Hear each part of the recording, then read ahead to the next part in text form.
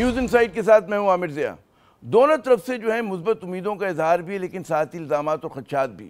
बहुत इंतजार के बाद हुकूमत और पाकिस्तान तहरीक इंसाफ के दरमियान मुज़ाकरात की जो मेज़ है वो सज गई है, लेकिन क्या इस मेज़ से कोई काबिल कबूल हल निकलेगा, इस पर अभी कुछ कहना जो है क़ब्ल अज़ वक्त होगा। ज़्यादा इशारे यही है कि जी इन मुज़ाकरात से बुलंद उम्मीदें नहीं लगानी चाहिए, क्योंकि PTI और इस्टेब्लिशमेंट के दरमियान मामला तय होने के बज़ाहिर इशारे जो हैं वो नज़र नहीं आ रहे। फौजी अदालतों से PTI के कारकुनों को मिलने वाली सौं का जो है तज्ज़ियाकार यही मतलब निकाल रहे हैं। लेकिन फिर क्यों साबिक़ सदर और PTI के सीनियर रहनुमा आरिफ अलवी साहब ये कह रहे हैं कि जी हुक्मरानों के दिन जो हैं गिने चुने हैं, सितारे हरकत में आ गए और तब्दीली आने वाली है। PTI की सीनियर क़यादत के इस इत्माद के पीछे क्या राज है, ये एक अहम सवाल है। ऐसे कई अहम सवालात और भी हैं जो हम आज के प्रोग्राम में उठाएंगे। हमारे आज के खुसूसी मेहमान PTI के सीनियर रहनुमा और कौमी असम्बली में कायदे हिज़्ब इख्तिलाफ मोहतरम उमर अयूब साहब।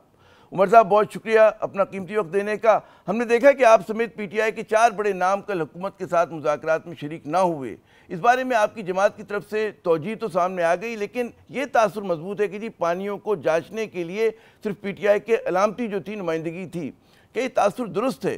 बिस्मिल्लाहिर्रहमानिर्रहीम। सबसे पहले बात तो ये है आमिर ज़िया साहब के इस तासुर को मैं रद्द करता हूँ। उसकी बुनियादी वजह यह है कि परसों एयाज सादिक साहब का मैसेज आया था स्पीकर साहब का, और उन्होंने कहा जी कि ये मुज़ाकराती अमल हम लोग शुरू कर रहे हैं। तो मैंने उनको तजवीज़ दी कि एक दिन आगे कर दें, यानी कि ट्यूसडे के दिन कर दें, आज के दिन। पर उन्होंने कहा नहीं, लोगों को मजबूरी है, उन्होंने ट्रैवल करना है दूसरी साइड की गवर्नमेंट की टीम ने। तो उन्होंने कहा ये प्रिलिमिनरी हमारी मीटिंग होगी। उनको फिर मैंने बताया था कि हमारे हामिद खान साहब मुल्क से बाहर हैं, मेरे ऊपर काफ़ी केसेस इस फॉर्म 47 गवर्नमेंट ने बनाए हुए हैं, और मैं ट्रांजिट बेल्स और ओमनीबस बेल्स और बाकी बेल्स के सिलसिले में पेशावर हाई कोर्ट में हूँगा, तो मेरा आना मुश्किल होगा। उनको वाज़ेह तौर पे बताया था और उनको मालूम था ये। तो लिहाजा हमारे बाकी साथी सलमान अकरम राजा साहब जो कि नेगोशिएशन टीम के मेंबर हैं और हमारे सेक्रेटरी जनरल हैं, उनके लाहौर में केसेस लगे हुए थे, वो वहाँ पे थे। और हमारे 3 और मेंबरान जो हैं वो वहाँ पे मौजूद थे। वज़ीर आला खैबर पख्तूनख्वा जो हैं उनकी कैबिनेट मीटिंग थी और वो प्रेजाइड कर रहे थे। आपको मालूम है कि कैबिनेट मीटिंग और कोई प्रेजाइड कर नहीं सकता। और उसके साथ साथ कुरम एजेंसी में जो मसला इस वक्त चल रहा है उसके हवाले से जरगे के हवाले से भी उनकी मीटिंग्स थी। तो ये वो वजूहात थी जिसकी वजह से हमारी पूरी स्ट्रेंथ पाकिस्तान तहरीक इंसाफ की और हमारी इत्तेहादी जमातों की वहाँ पे मौजूद नहीं थी। वहाँ पे असद कैसर साहब थे, साहिबजादा हामिद रजा साहब थे और अलामा साहब जो हैं वो वहाँ पे मौजूद थे। और प्रिलिमिनरी मीटिंग थी, हमने अपनी जो डिमांड्स हैं वो सामने रखी और उस पर हमारे असीरान की रिहाई, उसके साथ साथ 9 मई के हवाले से जुडिशल कमीशन, आपके 26 नवंबर के हवाले से जुडिशल कमीशन, और जो हमारा फॉर्म 47 की गवर्नमेंट जिस वजूहात की वजह से बनी है, आपका फरवरी 8 इलेक्शन प्रोसेस, उसके हवाले से इन्वेस्टिगेशंस, ये सारी चीज़ें, और फ्री एंड फेयर इलेक्शंस के हवाले से वो डिमांड्स उन्होंने वर्बली वहाँ पे बताई। और उनको कहा कि हम लोग आपको एक्चुअल गवर्नमेंट तस्वर नहीं करते हैं, ये है ही फॉर्म 47 की गवर्नमेंट, पर क्योंकि हमारे मुज़ाकरात अभी शुरू हुए हैं तो किसी न किसी से हमारे मुज़ाकरात होने हैं, तो लिहाजा इस अमल को हम लोग आगे चलाएंगे। और ये वजह है कि अच्छा ये बताइए कि पहले इजलास के बाद, मैं ख़ता कलामी करूँ कि पहले इजलास के बाद क्या आप लोग जो हैं पुरुमीद हैं कि जनाब जल्द या बदेर यही मुज़ाकरात जो है ये नतीजा खेज साबित होंगे? ये कभी उम्मीद हुई आप लोगों को या अभी बहुत ही क़ब्ल अज़ वक्त ये कहना? नहीं आमिर साहब, देखिए हमारी तरफ से नेक नियति इस तरह है कि वज़ीर आज़म इमरान खान साहब ने 5 दिसंबर को, जिस वक्त मैं उनसे मिलने के लिए गया, हमारे चार्जेस फ्रेम होने थे इधर अडयाला जेल में, और वहाँ पे मेरी चार्जेस फ्रेमिंग के दौरान उस फ़र्द जुर्म लग रहा था, उसके दौरान मेरी मुलाकात वज़ीर आज़म इमरान खान साहब से हुई। उन्होंने इस कमेटी की तश्कील दी और उसी दिन मुझे पंजाब पुलिस ने अरेस्ट किया था, और वो गैर कानूनी तौर पे ATC के जज साहब ने भी उसको डिक्लेयर किया था कि गैर कानूनी तौर पे अरेस्ट किया गया था। तो लिहाजा वज़ीर आज़म इमरान खान साहब ने एक कमेटी इसलिए बनाई कि कोई कल को ये ना कहे कि पाकिस्तान तहरीक इंसाफ या हमारी इत्तेहादी पार्टियां जो हैं वो संजीदा नहीं हैं एक प्रोसेस के ज़रिए इस मसले का हल ढूंढने के लिए।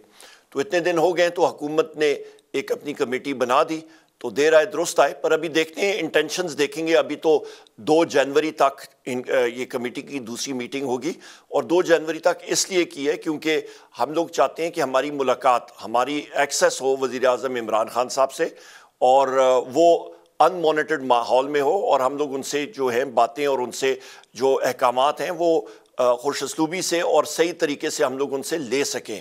اور اب وہ ایکسس مل گئی ہے آپ لوگوں کو؟ نہیں, ابھی تک نہیں ملی ہے. اور دیکھیں یہ لوگ یا سنجیدہ, یا حکومت سنجیدہ ہے تو ہمیں ایکسس ملے گا, یا حکومت سنجیدہ نہیں ہے. اسی سے ہی ہمیں پتہ لگ جائے گا کہ حکومت کے انٹینشنز کیا ہیں, کہ ہمیں انکمپرڈ ان مانیٹرڈ ایکسس وزیر اعظم عمران خان صاحب تک ملتی ہے. اس کا مطلب ہے کہ حکومت کی سیریسنس ہوگی ان مذاکرات کو آگے بڑھانے کے لیے. فرض مال ہیل و حجت سے کام لیتی ہے حکومت, نہیں الاؤ کرتی, تو پھر اس کا مطلب ہے ان کے انٹینشنز میں کوئی نہ کوئی خلل ہے. یہ چیز تو واضح 1-2 دن میں ہو جائے گی, اس میں تو بہت زیادہ آپ کو انتظار نہیں کرنا پڑے گا, 2 جنوری کے اس سے پہلے ہو جائے گا یہ کام. جی, جیسی وہ ایکسس ہوتی ہے ہمیں پتہ لگ جائے گا. اور پھر یہ ایک بار کی ایکسس نہیں ہے, کیونکہ آپ کو معلوم ہے عامر صاحب کے ایک نیگوسیشن پروسیس میں, مذاکرات میں back and forth, to and forth چلتا جاتا ہے. حکومت کی طرف سے یا کوئی چیز پروپوزل آئے گی اس کے بارے میں, کیونکہ فائنل ہماری سے جو ہے یا اپروولز وہ وزیر اعظم عمران خان مجاز ہیں دینے کے لیے. ہم لوگ ایل چیوں کا کام کریں گے, ہم لوگوں کا کام ہے کہ ایک میسج پہنچانا, اس کو سمجھنا اور اس کو مطلب سامنے ان کے رکھنا, اور فائنل اپروول وزیر اعظم عمران خان صاحب ہی دیں گے. اچھا, ایک اور تاثر عمر ایوب صاحب, آپ مانے نہ مانے, یہ بھی پیدا ہوا ہے کہ آپ لوگوں کا بڑا سخت موقف تھا کہ ہم ان جماعتوں سے بات نہیں کریں گے, حکمران اتحاد سے بات نہیں کریں گے, کیونکہ آپ الزام لگاتے تھے کہ جی مینڈیٹ چوری کیا انہوں نے اور دیگر الزامات تھے. اب تاثر یہ لگا ہے کہ جی پی ٹی آئی اپنے موقف سے ذرا سا پیچھے ہٹی, اس نے بہت لچک کا مظاہرہ کیا ہے. تو ظاہر ہے پھر یہاں سے سوال پیدا ہوتے ہیں کہ کس امید پر, کوئی اشارہ ہے, کوئی امید ہے, کیا وجہ ہے کہ آپ لوگوں نے ایک دم اپنے اس موقف کو, جو کہ بڑا عرصے سے آپ لوگوں نے مینٹین کیا ہوا, تو اس میں اتنی بڑی تبدیلی لے کر آئیں؟ جی, بہت جائز سوال ہے. اور دیکھیں ہم لوگ اگریفٹ پارٹی تو ہم ہیں, پاکستان تحریک انصاف ہے. ہماری 9 مئی پہ بھی ہم پہ ظلم کیا گیا, اس کے بعد آپ کا 26 نومبر پہ بھی ہمیں گولیاں چلائی گئیں, ہمارے لوگوں کو قید کیا گیا ہے. ہم لوگوں ابھی بھی, میں مطلب آپ کو معلوم ہے, آپ سے اور آپ کی ٹیم سے بھی ان ٹچ تھا, 2 دن مجھے پشاور میں لگے ہیں بیلز لینے کے لیے. 1 دن میں 50 سے زیادہ FIRs مجھ پہ ہوئی ہیں. میرے ساتھ صدر مملکت عارف الوی صاحب بھی موجود تھے, ان کے بیٹے جو یہاں پہ تھے بھی نہیں, ان کے اوپر, عواب الوی صاحب کے اوپر بھی کیسز ہوئے ہیں. آج ساری تقریباً, میں اپنے ایک ساتھیوں سے بات کر رہا تھا کہ ہماری پارلیمنٹری پارٹی میٹنگ ہی آج ہم لوگ پشاور ہائی کورٹ میں کر سکتے تھے, کیونکہ ہمارے جتنے MNAs تھے وہ وہاں پہ پشاور ہائی کورٹ میں آج موجود تھے بیل لینے کے لیے. لہٰذا اس انوائرمنٹ میں بھی وزیر اعظم عمران خان صاحب نے سمجھا, اور انہوں نے خاص مجھے اپنے پاس بلا کے, اور مجھے انہوں نے کہا کہ میں یہ کمیٹی بنا رہا ہوں, اور یہ کمیٹی جو ہے مجاز ہوگی نیگوسیشنز کرنے کے لیے.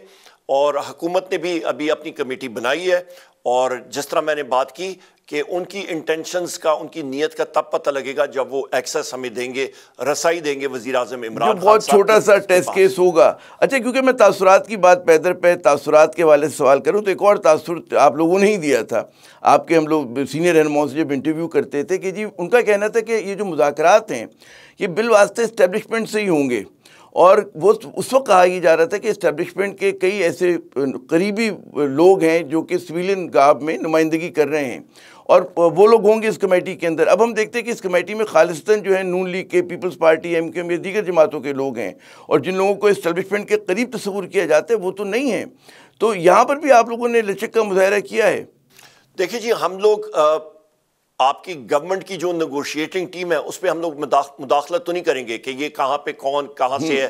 ظاہری بات ہے انہوں نے اسٹیبلشمنٹ کے ساتھ کوئی نہ کوئی بات چیت کی ہوگی اور یہ اپنی بنائی ہوگی. یہ مطلب اس پہ میں زیادہ وہ بات نہیں کروں گا, کیونکہ ایک ماحول میں, ایک انوائرمنٹ میں ابھی نیگوسیشن شروع ہوئی ہیں, تو دیکھتے ہیں آگے ان کا کیا رد عمل ہوتا ہے. یہ خلاف توقع تھا آپ کے لیے جس طرح کی ٹیم بنائی گئی ہے؟ آپ سمجھ رہے تھے کوئی اور چہرے ہوں گے جو کہ اسٹیبلشمنٹ سے کلوز تصور کیے جاتے ہیں, زیادہ قریب تصور کیے جاتے ہیں؟ اس پہ میں کمنٹ نہیں کروں گا عامر صاحب. آگے وہ کہتے ہیں نا, proof of the pudding is in eating it. تو ابھی دیکھتے ہیں کہ جس طرح میں نے بات کی کہ جس وقت ہماری رسائی, فری اینڈ فیئر ایکسس ہماری وزیر اعظم عمران خان صاحب تک ہوگی, انفیٹرڈ انہنڈرڈ ایکسس ہوگی وزیر اعظم عمران خان صاحب کی طرف, تو تب اس کے بعد ہم لوگ بات کریں گے. اور یہ صرف ایک بار نہیں, متعدد بار جب بھی ہم لوگ ڈیمانڈ کریں ہماری ایکسس ہو وزیر اعظم عمران خان صاحب کے پاس, تب ہم لوگ دیکھیں گے کہ ہوز کالنگ دا شاٹس, اور مطلب کون انچارج ہے. ویسے یہ جو آپ کی خواہش ہے کہ ان تک رسائی ہو، یہ کوئی بہت بڑی خواہش نہیں ہے، کیونکہ مجھے یاد ہے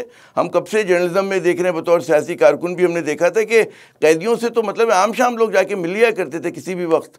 تو یہ چھوٹی سی چیز کے اوپر آپ بہت بڑا ایک وہ تاثر کہتے ہیں نا کہ یہ آپ شرط کو اسے اٹیچ کر رہے ہیں.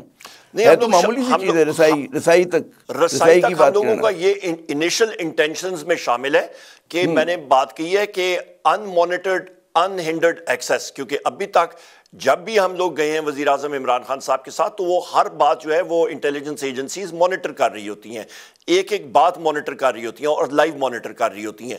لہٰذا ہمیں کھلی ایکسیس ہونی چاہیے. ہم لوگ جو بات ان کے سامنے رکھیں گے اس کا جواب لے کے ان کے ساتھ بات کریں گے اور اس کو آگے بڑھائیں گے. یہ تو وہ کہتے ہیں نا، آپ پانی کو ٹیسٹ کرتے ہیں، دیکھتے ہیں کہ پانی کا ٹیمپریچر کیا ہے. اچھا، یہ آپ لوگوں کو میں دیکھ رہا ہوں پی ٹی آئی کے لوگ بڑا محتاط ہو کے بات کر رہے ہیں. حکومت کی اس وقت کوئی کہتے ہیں نا کہ پروکیٹو بات نہیں ہو رہی پی ٹی آئی کی جانب سے، لیکن ہم دیکھتے ہیں کہ نون لیگ کی طرف سے ان کے بعض وزراء جو ہیں وہ لگتا ہے کہ لنگڑ لنگوٹ کس کر جو ہے پی ٹی آئی کے خلاف بیانیاں بنا رہے ہیں، اور بڑے سینئر لوگ ہیں وہ نون لیگ کے. کیا کس طرح سے آپ اس چیز کو وہ کر رہے ہیں، انٹرپریٹ کر رہے ہیں؟ عامر صاحب، وہ یا لنگوٹا کستے ہیں تو ہمیں بھی کبڈی آتی ہے اور پٹاخہ ہم بھی نکال سکتے ہیں. ایسا دو بھی پٹکار نکال کے دکھائیں گے کہ وہ یاد رکھیں گے. وہ کام ہمیں بہت اچھی طرح آتا ہے کرنا. اور مجھے پتہ ہے آپ کس کے بارے میں بات کریں. خواجہ آصف وہ تو لوز کینن ہے، اس کے بارے میں کیا بات کرنی. وہ جو اپنے والد کا نہ ہوا وہ کس کا ہوگا؟ اس کا تو کام، وہ تو فارم 47 پہ ہی آیا تھا. اور دوسری بات یہ ہے کہ اس نے رابعہ ڈار صاحبہ سے اس بار الیکشن ہارا، پچھلی بار عثمان ڈار صاحب سے الیکشن ہارا. وہ تو چاہتا ہے کہ اس کی دکان تبھی چمکے گی کہ اس طرح کا مطلب انوائرمنٹ ایسی ہو، ورنہ اور وہ اس ماحول میں میرا خیال ہے he is out lived his utility. وہ ایک ایکسٹنکٹ سپیشیز، ایک ڈائناسور بن چکا ہے. اچھا، جو ایک اور ہم لوگ سمجھتے ہیں کہ جی اصل مسئلہ جو اس وقت پی ٹی آئی کا ہے وہ آپ چاہے مانیں نہ مانیں وہ اسٹیبلشمنٹ کے ساتھ بنا ہوا ہے، اور وہاں سے ایک ناراضگی کی ایک کیفیت ہے. اچھا، وہاں سے تو ہم دیکھ رہے ہیں کہ ایک منفی اشارہ ہی مل رہا ہے، کیونکہ مذاکرات سے پہلے انہوں نے فوجی عدالتوں کے ذریعے پی ٹی آئی کے کارکنوں کو سزا دی. تو وہ مسئلہ آپ کس طرح دیکھتے ہیں کہ سیٹل ہوگا؟ عامر رضا صاحب، میں یہاں پہ یہ بات کروں گا کہ چیئرمین ماؤ کی ایک کہاوت ہے، اس نے ایک سوال پوچھا تھا، اس کا خود ہی جواب دیا تھا. اس نے کہا تھا واٹ از دی آرمی، اور خود ہی اس نے کہا تھا the army is the people in uniform. دیکھیں، پاکستانی معاشرے میں کوئی بھی گھر، کوئی بھی جگہ ایسی نہیں ہے جن کا کوئی نہ کوئی فرد، جاننے والا، رشتہ دار جو ہے وہ پاکستان کی مسلح افواج میں نہیں ہے. اور جو پاکستان کی عوام کی سوچ ہے وہی مسلح افواج کی ہی سوچ ہوتی ہے. سو لہٰذا یا پاکستان کی عوام وزیر اعظم عمران خان صاحب سے محبت کرتی ہے تو افواج پاکستان میں بھی لوگ ان سے محبت کرتے ہیں. جو سینئر قیادت یا کوئی اور ان کے اپنے یا ان کی یا سوچ ہوتی ہے یا کچھ، وہ بھی نیچے دیکھتے ہیں کہ افواج اور ہماری نیچے ٹروپس یا افسران کیا سوچتے ہیں، اور ان کو پھر وہ فورس ہوتے ہیں اپنی سوچ کو بدلنے کے لیے. حالات اور واقعات ہر جگہ ساکن نہیں ہوتے ہیں، ہمیشہ انوائرمنٹ ڈائنامک ہوتی ہے، اور دنیا میں بھی انوائرمنٹ جو ہے وہ ڈائنامک ہے. ملٹری کورٹس کا جو فیصلہ ہے میرا خیال ہے وہ ایک نی جرک ریاکشن تھا، اور وہ بیک فائر ہوا ہے بہت بری طرح. آپ کی یورپین یونین کی طرف سے، آپ کی یونائٹڈ کنگڈم کی طرف سے، آپ کا یونائٹڈ اسٹیٹس کی وجہ سے، اور دوسرے بھی ممالک آپ دیکھیں گے وہ اس کو کوئی اچھا نہیں کہہ رہے ہیں، اور وہاں سے تو کنڈمنیشنز آ چکی ہیں. دوسری امپورٹنٹ بات یہ ہے کہ آپ یہ دیکھیں کہ آپ کا جو آئین کا آرٹیکل 7 ہے وہ ریاست کو ڈیفائن کرتا ہے کہ آپ کی قومی اسمبلی، سینٹ اور آپ کی مرکزی حکومت، آپ کی صوبائی حکومتیں، آپ کی صوبائی اسمبلیز، آپ کے وہ ادارے جو ٹیکس نافذ کر سکتے ہیں، یہ اسٹیٹ یا ریاست ہیں. اس کے نیچے آپ کی مسلح افواج ہو گئی، رینجرز، پولیس، فائر بریگیڈ، یہ اوزار ہیں اسٹیٹ کے. اس کے ساتھ ساتھ اسٹیٹ کے یا ریاست کے 3 ستون ہیں، آپ کی ایگزیکٹو، اس کے ساتھ آپ کی جوڈیشری، اور تیسرا ستون پارلیمان ہے. اور سپریم کورٹ کے متعدد فیصلے بھی موجود ہیں، اور آپ کا جو 1999 کا آپ کا 504 نمبر فیصلہ بھی ہے، اس پہ باقاعدہ اس کی ڈیلینیشن بھی کی ہوئی ہے کہ آپ کی ٹرائیکوٹمی آف پاور کیا ہوتی ہے. لہٰذا یہ آپ کو میں لیڈ کہاں پہ کر رہا ہوں کہ فوج کے نیچے ان کے ملٹری کورٹ یا کوئی فیصلہ کرتا ہے، سیویلینز کا فیصلہ کرتا ہے، اور وہ جوڈیشل پاورز ایکسرسائز کرتے ہیں normal cases, normal criminal cases so called میں، اور وہ اپنا فیصلہ صادر کر رہے ہیں. تو وہ جوڈیشری کا رول یوزرپ کر رہے ہیں، یعنی کہ جوڈیشری کے عدلیہ کے کاموں میں مداخلت کر رہے ہیں. سو لہٰذا یہ ہائی کورٹ میں اور ہائر کورٹس میں یہ فیصلے جو ہیں یہ اڑ جائیں گے, یہ اسٹرائک ڈاؤن ہو جائیں گے. یہ فیصلے ہونے ہی نہیں چاہیے تھے کیونکہ یہ ایک غلط پریسیڈنٹ سیٹ کر رہے ہیں بدقسمتی کے ساتھ. اچھا ایک اور بات جو ہے کہ ظاہر ہے کہ سیاسی کارکنوں میں اور ایک ظاہر ہے کہ ہم جیسے لوگ بھی جسٹیفائی کرتے تھے کیونکہ دہشت گردوں کے خلاف جب فوجی ٹرائل ہو رہے تھے تو سمجھ میں یوں آتا تھا کہ وہ ڈراتے تھے ججز کو, گواہوں کو ڈرایا کرتے تھے, دھمکیاں دیتے تھے, باقاعدہ قتل و غارت گری کی, وہاں تو سمجھ میں آتا تھا. سیاسی کارکنوں کے حوالے سے یہ انپریسیڈنٹڈ ہے, ہوا ہے ضیاء الحق صاحب کے دور میں بھی سیاسی کارکنوں کو ٹرائی کیا گیا ہے, اس مرتبہ بھی ہو رہا ہے. آپ کیا سمجھتے ہیں کہ کیا وجہ تھی کہ فوج نے اس معاملے پہ 9 مئی کو کہ معاملے پہ وہ بالکل لچک دکھانے کے لیے تیار نہیں ہے, بھولنے کے لیے, معاف کرنے کے لیے تیار نہیں ہے؟ میرا خیال ہے لچک یا معاف کرنے والی بات ہی نہیں ہے عامر صاحب. سب سے بڑی چیز ہے ثبوت نہیں ہے, وہ سی سی ٹی وی فوٹیجز نہیں ہے, وہ کہاں پہ ہیں؟ ہم لوگ تو کہتے ہیں, وزیر اعظم عمران خان صاحب بار کہتے ہیں کہ آپ وہ دکھائیں نا. تو سب سے بڑی چیز یہ ہے, آپ کو معلوم ہے کہ فوجی عدالتوں میں جو وہاں پہ پریزائڈنگ آفیسر ہوتا ہے وہ کرنل کے رینک کا ہوتا ہے, وہ آ کے اٹھا کے اس کے پاس جیک برانچ جو جج ایڈجوٹنٹ جنرل کی, ایڈوکیٹ جنرل کی جو برانچ ہوتی ہے فوج کے اندر, وہ اٹھا کے ایک آپ کو ایک پیپر دے دیتی کہ یہ ججمنٹ سنانی ہے. اس نے کتنا فری ٹرائل سنا ہوگا, اس نے ڈیفنس کے کیا آرگیومنٹ سنے ہوں گے, وہ ڈیفنس کا لائر کیا ہوگا. وہ ایک طرفہ ٹریفک ہوتی ہے اور وہ بھی کہتے ہیں جی جلدی جلدی ختم کریں, مکائیں کام کو. میرا خیال ہے ہارڈلی ٹرائل جو ہے وہ چند دنوں کا ہوا ہوگا اور انہوں نے جو ہے وہ فیصلہ صادر کر دیا. سو لہٰذا ایسے نہیں ہوتا. عمر ایوب صاحب میں ذرا خطا کلامی کر رہا ہوں, ذرا سا مجھے اگر اجازت دیں ایک وقفہ لیتے ہیں, وقفے کے فوراً بعد ناظرین ہم حاضر ہوتے ہیں. عمر ایوب صاحب ہمارے بدستور میں مہمان ہوں گے, ہماری گفتگو کا سلسلہ جاری رہے گا. ہمارے آج کے خصوصی مہمان محترم عمر ایوب صاحب, قومی اسمبلی میں قائد حزب اختلاف. عمر صاحب, اسٹیبلشمنٹ کے حوالے سے بات ہو رہی تھی اور ذرا ایک سوال ہے بہت سارے ذہنوں میں کہ متواتر پاکستان تحریک انصاف کہتی ہے کہ جی اسٹیبلشمنٹ سے بات کرنی ہے ہم نے, اگر ہم بات کریں گے تو اسٹیبلشمنٹ ہی کے ساتھ کریں گے, لیکن پھر وہ بات نہ ہو سکی.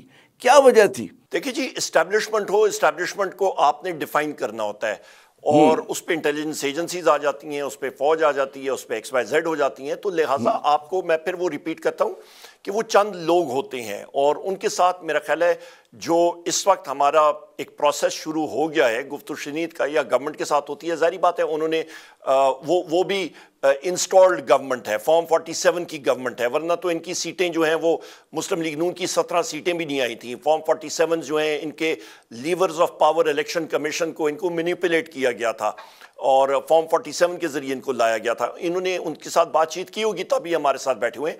میرا خیال ہے دنیا میں انوائرمنٹ انہوں نے دیکھ لی ہے, چینج ہوئی ہے. دوسری اہم بات یہ ہے کہ معیشت آپ کی بالکل راک باٹم پہ پہنچی ہے, معیشت میں کوئی بہتری نہیں آ رہی. لارج سکیل مینوفیکچرنگ آپ کی فلیٹ ہے, بالکل زیرو گروتھ ہے, آپ کے ٹیکس ٹارگیٹس پورے نہیں ہو رہے ہیں. آئی ایم ایف کے ساتھ انہوں نے جو ڈیل کی ہے وہ ٹارگیٹس پورے نہیں ہو رہے ہیں. آپ کا انرجی سیکٹر کرائسس میں ہے, قیمتیں آپ کی بڑھ رہی ہیں, افراد زر آپ کی بڑھ رہی ہے, بے روزگاری آپ کی بڑھ رہی ہے, لوگ کچلے جا رہے ہیں مہنگائی کی چکی میں. لہٰذا میرا خیال ہے وہ ریلائزیشن آ گئی ہے کہ ابھی ہمیں بیٹھ کے ملک میں آئین اور قانون کے بارے میں بات کرنی ہے. اس کی وجہ آپ زندہ مثال دیکھ لیں کہ پی آئی اے کی 85 ارب کی بڈ یہ رکھتے ہیں اور 10 ارب روپے بھی وہ بڈر جو ہے وہ نہیں دینے کے لیے تیار. کیوں؟ کیونکہ یہ نہیں کہ پی آئی کی ویلیویشن, وہ دیکھتے ہیں کہ پاکستان میں آئین اور قانون کا کوئی وہ ہے ہی نہیں, سروکار ہی نہیں ہے. تو جب آئین اور قانون نہیں ہوگا تو وہاں پہ انویسٹمنٹ کیا ہے؟ یہ بتائیے, آج عارف علوی صاحب کا ہم سن رہے ہیں خبروں میں, انہوں نے جو فرمایا کہ جی وہ اشارے دیکھ رہے ہیں, چال بدل رہی ستاروں کی بقول ان کے. کیا اشارہ ہے؟ کچھ ذرا سا ہمیں سمجھائیں کہ کس بات پہ ایک دم صدر عارف علوی صاحب سابق صدر جو ہیں اتنے پرامید ہو گئے کہ جناب اب یہ معاملات جو ہیں پی ٹی آئی کے حق میں سلجھنے جا رہے ہیں. جی ہم لوگ پریزیڈنٹ عارف علوی صاحب, عواب علوی صاحب اور میں, ہم تو سارے اکٹھے تھے سارا دن آج. جی میں تو وہ یہی چیزیں ہیں جو میں نے ابھی آپ سے ذکر کی ہیں کہ اکنامک معیشت کے جو انڈیکیٹرز ہیں, انٹرنیشنل انڈیکیٹرز جو ہیں, یہ سب کے ساتھ دوست ممالک بھی پاکستان کو کہہ رہے ہیں کہ آپ اپنا گھر سلجھائیں. یہاں پہ جو آئین اور قانون کا فقدان ہے, جب تک یہ آپ نہیں ٹھیک کریں گے تو ملک آگے بڑھے گا نہیں. دیکھیں آپ کو عامر صاحب, یہاں پہ آپ کو یاد ہے ایک لیکچر 2015 میں نے دیا تھا, آپ بھی وہاں پہ تھے گلگت بلتستان میں, سی پیک کے اوپر. آپ کی تین چیزیں ایک ہوتی ہیں آپ کی ٹیریٹوریل یا جغرافائی سرحدوں کو جو مضبوط رکھتی ہیں, اس پہ ایک آپ کی نیشنل کوہیژن ہوتی ہے, قومی ہم آہنگی. نمبر 2 آپ کی مضبوط معیشت، تیسرا آپ کا کریڈیبل ڈیفنس یعنی کہ ایک مضبوط دفاع. آپ کا دفاع جو ہے وہ آپ کا معیشت پہ اور قومی ہم آہنگی پہ اس کا انحصار ہوتا ہے. یہ 2 چیزیں نہ ہوں تو آپ کی ڈیفنس بھی نہیں چل سکتی، آپ کی ٹیریٹوریل انٹیگریٹی یا آپ کی جغرافیائی سرحدیں بھی خطرے میں پڑ جاتی ہیں. آپ نے بالکل صحیح کہا، وہ جو نیشنل سیکیورٹی کا پیراڈائم تو بڑا ہو گیا ہے، مطلب اس سے وہ ڈیفنس نہیں رہا. نیشنل سیکیورٹی میں تمام چیزیں، فورن افیئرز بھی آتا ہے جی، تو اس پہ نیشنل کوہیژن بھی نہیں رہا. آج آپ ملک میں حالات دیکھ لیں، کیوں؟ کیونکہ لوگوں کا جو بھروسہ ہے وہ اٹھ گیا ہے. عمر ایوب صاحب، یہ تو آپ نے کہا کہ جی اسٹیبلشمنٹ یہ کام کرے، پی ٹی آئی کو کیا کرنا ہوگا معاملات کو درست کرنے کے لیے؟ پی ٹی آئی کے لیے انشاءاللہ تعالی الیکشن کی تیاری کرنی ہوگی. اچھا، اور اس کے علاوہ کوئی ضرورت نہیں اعتماد سازی کے لیے کہ آپ لوگ بھی کچھ مطلب اپنا کہتے ہیں گفتگو کا انداز بدلیں، کچھ اپنا عمل کو ذرا سے ریویو کریں؟ نہیں، ہم نے کیا کرنا؟ دیکھیں، ہم لوگوں کی، عوام کی ول کو ریپرزینٹ کرتے ہیں. عامر صاحب، ہم نے اپنا الیکشن مینیفیسٹو پیش کرنا ہے عوام کو، اور عوام نے ہمیں 180 سیٹیں دی ہیں، ہم سے وہ چھینی گئی، ہم سے چوری ہوئی ہیں سیٹیں. نمبر 1.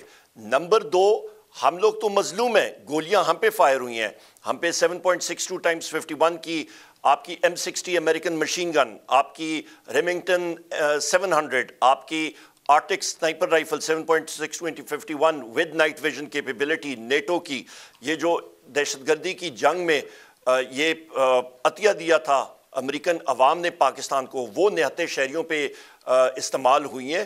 تو ہم، اور وہ پوائنٹ بلینک، ان رائفلز کا، سنائپرز کا رینج ان گولیوں کا تقریباً 1 کلومیٹر 1000 میٹر ہوتا ہے، اور یہ استعمال ہوئی ہیں 100 میٹر پہ اور 150 میٹر پہ. آپ خود اندازہ لگا لیں، جس گولی کی رینج 1 کلومیٹر ہو، 1000 میٹر ہو، وہ 150 میٹر پہ جا کے لگ رہا ہو، تو اس گولی کا وزن 9.5 گرامز ہوتا ہے، یعنی کہ 150، اس کو گرین کی بلٹ کہتے ہیں.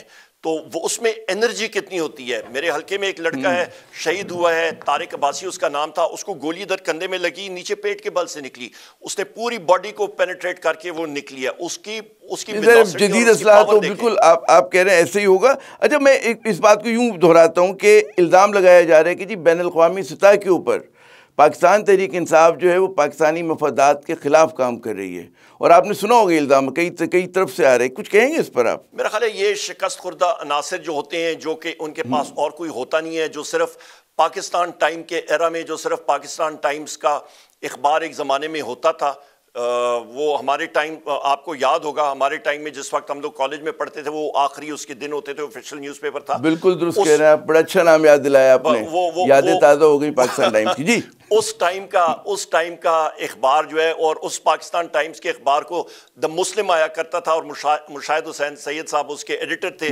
اور انہوں نے بڑا ٹریل بلیز کیا تھا. انڈیپینڈنٹ نیوز پیپر آیا تھا اس وقت 80s میں. تو لہٰذا یہ اس پرانے طرز کی مطلب جو پڑھتے ہیں خبریں، وہ یہ چیزیں مطلب بات کرتے ہیں. دنیا بہت بدل چکی ہے.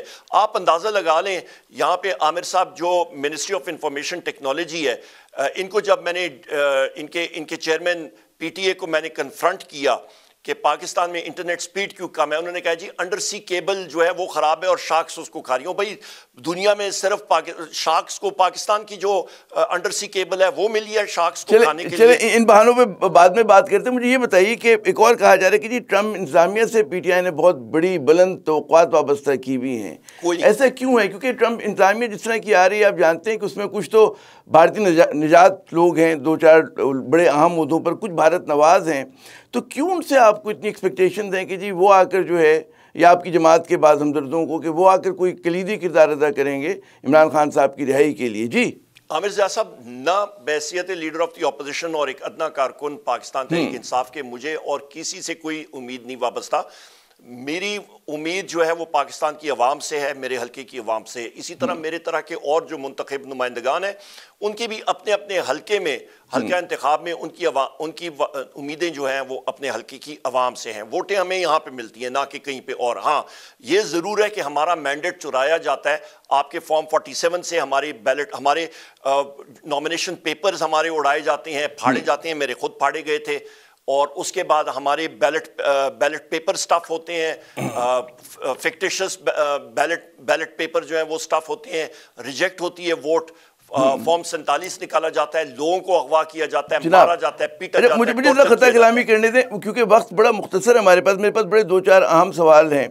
وہ یہ کہ ایک تو سماجی میڈیا جو ہے اس پر ہم دیکھ رہے ہیں کہ جی باہر سے بیٹھ کر ایک بڑا ایک نیریٹو بلڈ کیا جا رہا ہے، اس میں فوج مخالف بیانیہ بھی ہے، اور کہا یہ جا رہا ہے کہ جی کہ سوال لوگ یہ کریں کہ کیا یہ پی ٹی آئی کی سوچ کی عکاسی کر رہا ہے یا نہیں کر رہا، کیونکہ یہاں کی لیڈرشپ کا کچھ اور سگنل ہوتا ہے، باہر سے وہی آپ کے ہمدرد ہوتے ہیں، وہ کچھ اور بات کر رہے ہوتے ہیں۔ تو آپ کے خیال میں یہ جو فوج مخالف بیانیہ پی ٹی آئی کے بعض ہمدرد پھیلا رہے ہیں، یوٹیوبرز پھیلا رہے ہیں، وہ مددگار ہے آپ لوگوں کو، یا آپ پی ٹی آئی یرغمال بن گئی اس بیانیے کی؟ نہیں، میرا خیال ہے جی پاکستان تحریک انصاف کا سوشل میڈیا ایک بہت بڑی ہیوج ایک اینٹی ہے۔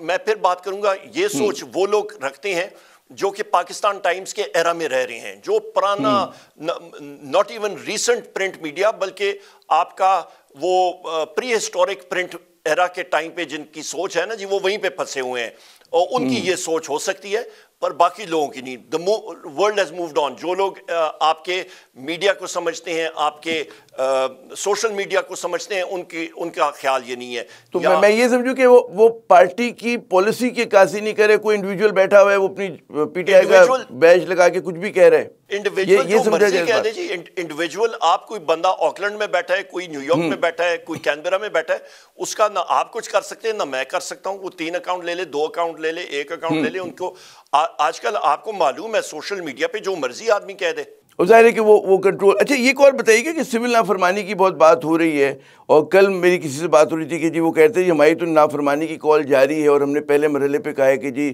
زر مبادلہ نہ بھیجیں جو بیرون ملک پاکستانی بستے ہیں۔ کتنا حقیقت پسندانہ یہ مطالبہ ہے، کیونکہ لوگ تو اپنے خاندانوں کو بھیجتے ہیں، اور آپ کے خیال میں جب کہ مذاکرات ہو رہے ہیں تو اس کے ٹینڈم میں اس کے ساتھ ساتھ یہ بھی چلتا رہے گا آپ کا سول نافرمانی کا معاملہ؟ جی پھر بات ہوئی آ جائے گی کہ وزیراعظم عمران خان صاحب نے یہ کال دی تھی، اور یہ اتھارٹی صرف وزیراعظم عمران خان صاحب کے پاس ہے کہ وہ ریویو کریں یا نہ کریں۔ تو جب ایکسس ہوگی ان کی جو احکامات آئیں گے اسی کے اوپر ہم لوگ ایکٹ کریں گے۔ میرے آخری سوال، 2025 جو ہے بالکل راؤنڈ دا کارنر ہے، پی ٹی آئی کے لیے کیسا دیکھ رہے ہیں آپ؟ 2025 میں آپ کو کیا امیدیں ہیں اس سے؟ دیکھیں جی، ہمارا 2024 ہو گیا، 2023 ہو گیا، جب سے ہماری حکومت گئی ہے۔ میں ایک آپٹمسٹ ہوں، میں ہمیشہ ایک چیز کو دیکھتا ہوں، میں سمجھتا ہوں کہ رب العزت نے بڑی مہربانی کی ہے۔ ہم نے سختیاں ضرور اٹھائی ہیں، وزیراعظم عمران خان صاحب نے، ہمارے شہداء نے، وزیراعظم عمران خان صاحب کے خاندان نے، سب نے اٹھائی ہیں، ہمارے ورکرز نے مارے کھائی ہیں، ہمارے لوگ شہید ہوئے ہیں، پر ہماری پارٹی جو ہے وہ صحیح معنوں میں ایک منظم، ایک مضبوط اینٹی پاکستان کی تاریخ میں ابھر کے آ گئی ہے، جو میرا خیال ہے اس وقت پاکستان کی اشد ضرورت ہے۔